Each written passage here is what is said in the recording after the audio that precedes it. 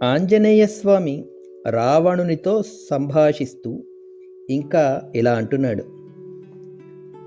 నీవు దేవతలతో కలిసినా అసురులతో కలిసినా సీతాదేవిని కృషింపజేయడం మాత్రం నీకు సాధ్యము కాదు. మన తేజస్సు ఎంత గొప్పదైనా బాగా విషం కలిపిన అన్నం తిన్న తరువాత దాని నుండి ఎలా రక్షింపబడలేదో ఈమె కూడా అంతే. తపస్సు చేత సాధింపబడిన ధర్మఫలాన్ని ప్రాణనాశనానికి ఉపయోగించుకొనడము మంచిది కాదు. తపస్సు చేత దేవాసురుల వలన అవధ్యత్వాన్ని నీవు పొందినా ఇక్కడ దానిని హేతువుగా భావింపకు. తపస్సు వల్ల గొప్ప తేజస్సును మహాబలాన్ని పొందడం వలన దేవాసురులు నిన్ను వధింపలేకపోయారు. అదే ఇక్కడ కూడా కొనసాగుతుందని భావింపకు. ఎందుకంటే ఇప్పుడు నీకు శత్రువైన సుగ్రీవుడు దేవత కాదు, అసురుడు కాడు, పన్నగుడు కాడు. కనుక ఆ సుగ్రీవుని నుండి నీవు ప్రాణ సంరక్షణను ఎలా చేసుకొనగలవు? మరి ఇంతవరకు సుగ్రీవుని నుండి ప్రాణ సంరక్షణ ఎలా చేసుకోగలిగాను అని నువ్వంటావా? నతు ధర్మోపసంహారం అధర్మఫల సంహితం తదేవ ఫలమన్వేతి ధర్మశ్చాధర్మనాశనః ప్రాప్తం ధర్మఫలం తావద్భవతా నాత్ర సంశయః ఫలమస్యాప్య ధర్మస్య క్షిప్రమేవ ప్రవర్త్స్యసి. నీవు పూర్వమందు సంపాదించిన ధర్మమున్నది, అది నిన్ను రక్షించింది. ఇంతవరకు దాని ఫలాన్ని నీవు అనుభవించేవు. మరి ఇప్పుడో పరదార అపహరణ రూపమైన అధర్మాన్ని ఆచరించేవు. ఈ ఫలాన్ని అంటే ఈ అధర్మ ఫలాన్ని నీవు అనుభవించాలి. ఇది మృత్యురూపంగా ఉంటుంది. ధర్మఫలాన్ని ఇస్తున్నంతకాలము అధర్మము దాన్ని ఆపలేదు. అంటే ధర్మము యొక్క ఫలము నువ్వు అనుభవిస్తున్నంతకాలము అధర్మము యొక్క ఛాయ నీ మీద పడదు. కానీ ఆ ధర్మఫలము క్షీణమవుతున్న దశలో అధర్మము తన ఫలాన్ని అందిస్తుంది. కనుక నీకు రామరూప మృత్యువు తప్పదు. రాముడే మృత్యువై నీ ముందుకు రానున్నాడు. ఇది తథ్యము. కానీ నువ్వు తిరిగి ధర్మాన్ని పెంచుకుంటే అది అధర్మం వల్ల వచ్చే ఫలాన్ని ఆపగలుగుతుంది. కనుక సత్యం రాక్షస రాజేంద్ర శృణుష్వ వచనం మమ రామదాసస్య దూతస్య వానరస్య విశేషతః రామసుగ్రీవ సఖ్యం చ బుద్ధ్యస్వ హితమాత్మనః. నా మాట విను, దూతను చెప్తున్నాను. అందున వానరుణ్ణి అంటే చపలుడిని, అటువంటి తత్వం కలవాడిని. నాకు ఈ విషయం తోచింది, విను. ముఖ్యంగా రామ సుగ్రీవ సఖ్యాన్ని గురించి ఆలోచించు. వారిద్దరిని కేవల రామ సుగ్రీవులుగా మాత్రం చూడకు. నీ అవధ్యత్వ విషయంలో ఏ జాతులను అయితే నీవు తిరస్కరించేవో, అంటే ఏ జాతులను తక్కువగా భావించి వారి వల్ల మృత్యువు లేకుండటాన్ని నువ్వు ఉపేక్షించేవో, ఆ జాతులు రెండింటికి వారు అంటే రాముడు సుగ్రీవుడు ప్రతీకులు. అంతేకాదు ఆ జాతులలో వారు శ్రేష్ఠులు. కనుక నా హితాన్ని విను. ప్రాయశ్చిత్త రూప ధర్మాన్ని అనుసరించు, సుఖపడు. ఇప్పటికే సీతయా తేజసా దగ్ధాం రామకోప ప్రపీడితాం దహ్యమానామిహం పశ్య పురీం సాట్టప్రతోళికాం.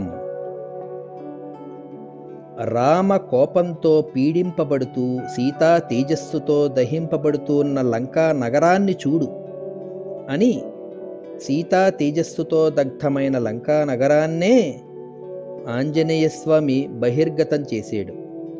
అప్పటికే తన సామర్థ్యంతో నశించిపోయిన భీష్మద్రోణాదుల్ని శ్రీకృష్ణుడు అర్జునునిచే చంపించలేదు. భగవంతుని అవ్యాజ కరుణ అలా ఉంటుంది. ఇక్కడ ఈ సుందర కాండలో కూడా ఆ సీతమ్మ తల్లి వాత్సల్యము అటువంటిది. తాను చేసిన పని వలన వచ్చిన ఘనతను కొడుకు పొందితే తల్లి చూసి ఆనందిస్తుంది కదా. ఇక్కడ అంతే, పరాశక్తి కరుణమూర్తి కదా. సరే, రాముడంటే ఎవరనుకుంటున్నావు?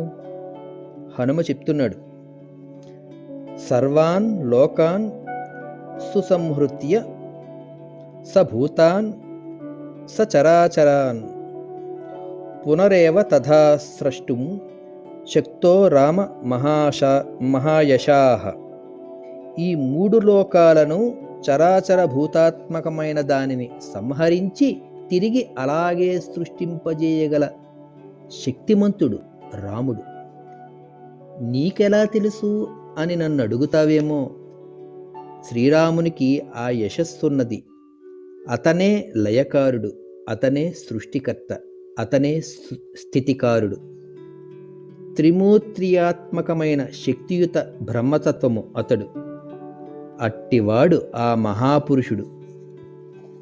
అతడి ముందు, ఆ శ్రీరామచంద్ర ప్రభువు ముందు బ్రహ్మా స్వయం భూశ్చతురాననోవా రుద్రః త్రినేత్రః త్రిపురాంతకోవా ఇంద్రో మహేంద్రసురనాయకోవా త్రాతుం నశక్తాయుధిరామవధ్యం. బ్రహ్మ కాని, రుద్రుడు కాని, ఇంద్రుడు కాని రామునిచే చంపబడేవారిని రక్షింపలేరు. వారు ముగ్గురూ కలిసి వచ్చినా సరే రామునిచే చంపబడేవారిని రక్షింపశక్యము కాదు వారెవరికి. ఎందువల్లనంటే ఈ బ్రహ్మ, రుద్ర, ఇంద్రులు పరాశక్తి భక్తులు.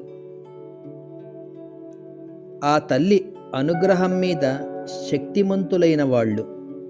నీవు ఈనాడు ఆ తల్లి స్వరూపమైన సీతమ్మతోనే వైరం పెట్టుకొన్నావు కనుక పరతత్వమైన రామచంద్రుని భార్యగా సీతారూపంలో ఉన్న ఆ పరాశక్తి ఆ రామునిచే నిన్ను చంపించి తీరుతుంది. వీరెవ్వరూ అడ్డుకోలేరు.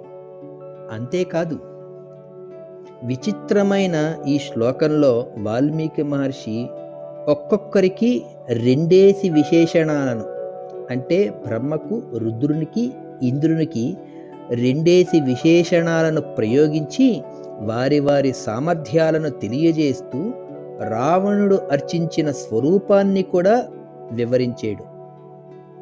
స్వయంభూ అయినప్పటికీ, అంటే ఇతర సహాయ సంపత్తి అవసరం లేకుండగా స్వతంత్రమైన జన్మ కలవాడు అయినప్పటికీ, చతురాననోవా ఒక్కసారిగానే సర్వ వేదోచ్చారణను చేయగలిగిన సామర్థ్యాన్ని కలవాడైనప్పటికీ, రాముడు చంపదగిన వాడిని బ్రహ్మ రక్షింపలేడు.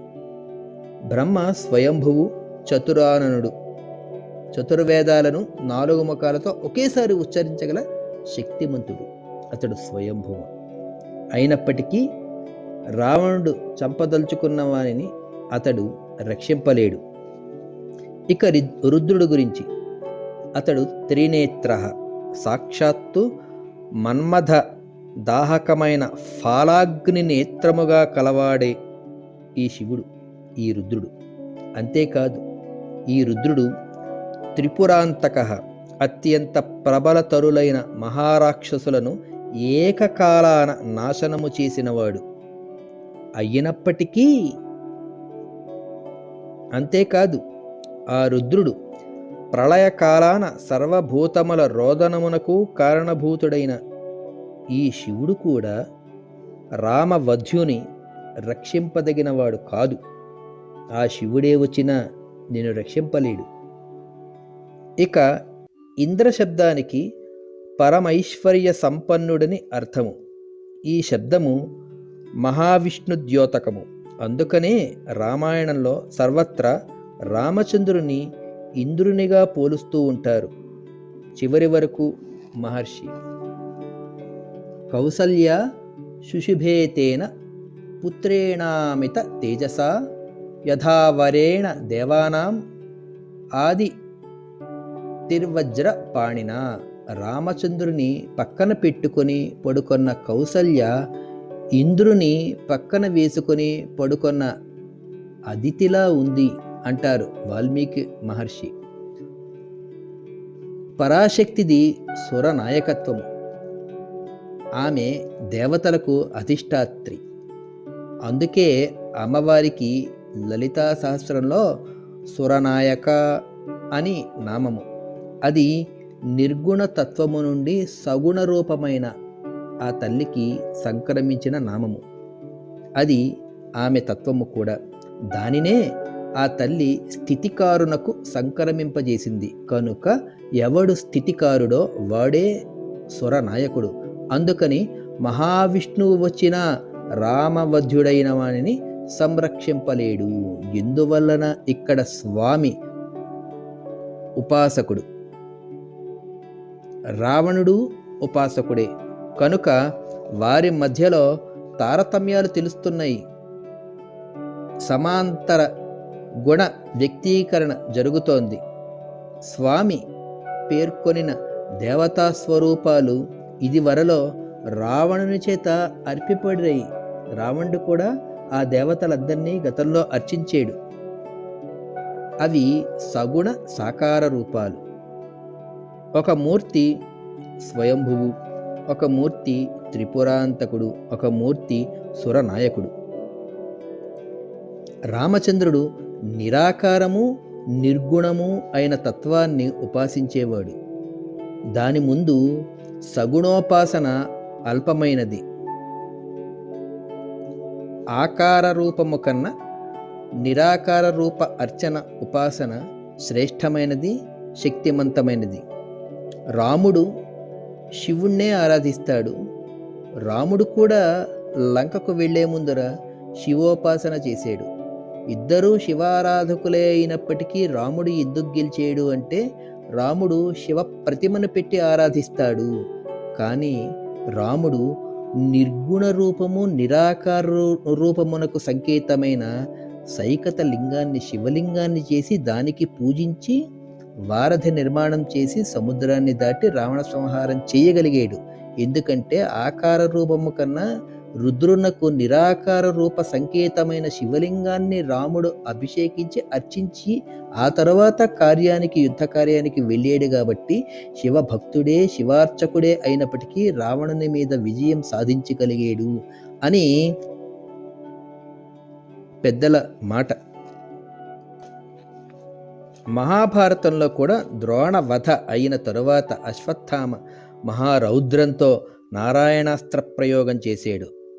ఆ తరువాత ఆగ్నేయాస్త్ర ప్రయోగం చేశాడు. ఇవి రెండు వ్యర్థమయ్యేటప్పటికీ అశ్వత్థామ ఖిన్నుడైపోతాడు. ఆ సమయంలో వ్యాస దర్శనమవుతుంది. అశ్వత్థామ ఆ మహర్షిని చూసి, నా మహాస్త్రాలు ఎందుకు నిష్ఫలమయ్యేయి, కేశవార్జునులు ఎందుకు బతికి ఉన్నారు అని అడుగుతాడు. అప్పుడు వ్యాస మహర్షి వారి పూర్వ వృత్తాంతాలను, వారి వారి ఉపాసనాస్థితులను, కృష్ణార్జునుల ఉపాసనాస్థితులను చెప్తూ,